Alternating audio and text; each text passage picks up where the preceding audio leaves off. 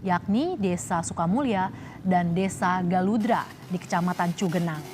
Sejumlah bantuan logistik seperti beras, bubur instan, makanan ringan, susu, obat-obatan, terpal, dan perlengkapan lainnya disalurkan kepada para penyintas gempa.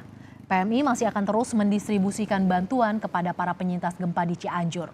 Bantuan ini diharapkan dapat diterima dengan baik dan meringankan beban warga. Bismillahirrahmanirrahim. Assalamualaikum warahmatullahi wabarakatuh. Terima kasih Bapak sekalian atas kesempatannya. Izinkan Anak Muhammad Anang Prawidianto, serta tim, yaitu Muhammad Lutfi dari bidang struktur pertolongan gempa, Bapak Rul Hendy dari sisi bidang pengerasan jalan dan geometrik, Ibu Feril Haryati dari bidang geologi dan drainase, dan Bapak Irwan Wiradinata dari mitra kami menyampaikan penelitian Dudi dengan topik kajian risiko bencana gempa, penyusunan geometrik jalan pada tikungan, serta dalam setapak distribusi bantuan kepada Cianjur. Kami bekerjasama antara Wika Bogor dengan PT Indan Prima Kaudindo. Terus sekarang terima kasih kesempatannya. Kita melalui bahwa Cianjur mengalami gempa yang sangat dahsyat kemarin, dan itu memberikan kepada kita pelajaran bahwa masih ada 10.000 lebih hektar di Cianjur yang rawan pada gempa. Dan Cianjur adalah wilayah keempat Indonesia yang sangat rawan gempa. Karena itu kami juga melihat bahwa dari perencanaan geometrik jalan yang ada di PUPR belum mengkaji dengan dalam, belum masukkan unsur gempa dalam perencanaan geometriknya. Karena itu kami dalam metodologi akan mengembangkan suatu pendekatan untuk masukkan unsur gempa dalam perencanaan geometrik untuk jalan, khususnya bagi distribusi bencana.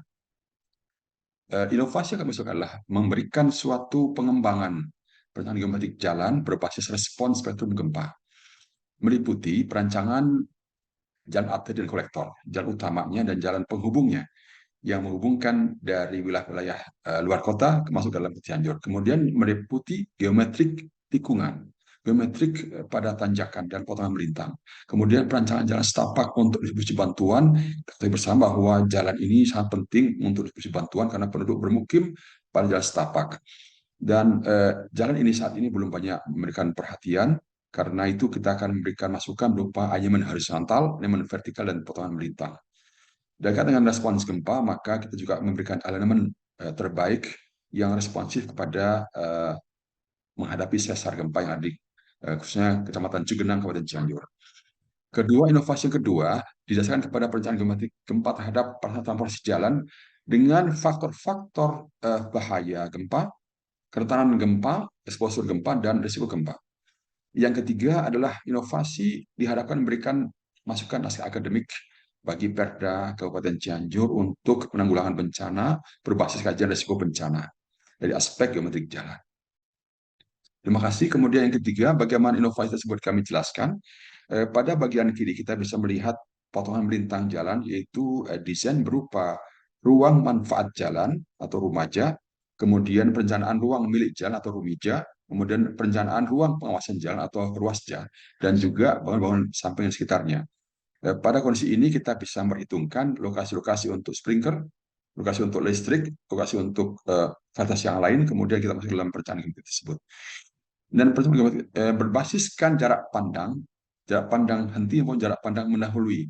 Jika jarak pandang ini kita adopsi dalam geometrik jalan, maka kita akan mendapatkan jalan yang aman untuk mendahului, dan aman untuk jika ada gangguan yang dia berhenti dengan segera.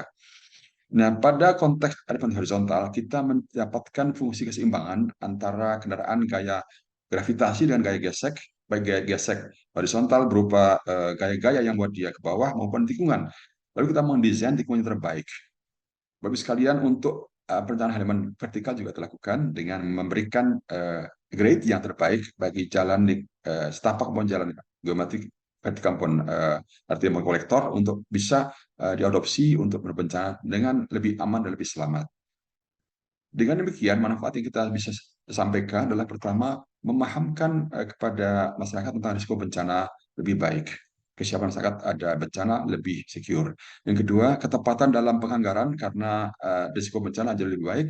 Ketiga, tata kelola semakin baik. Dan keempat adalah respons yang baik untuk fase pemulihan, fase rehabilitasi, dan fase rekonstruksi. Ini penting.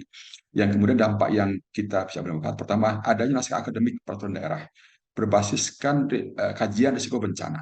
Kemudian yang kedua, database kebencanaan bagi BPBD Kabupaten Cianjur, dan ketiga kesediaan informasi dan perangkat analisis kebencanaan. Bapak sekalian, demikian kami sampaikan atas perhatiannya. Terima kasih. Assalamualaikum warahmatullahi wabarakatuh.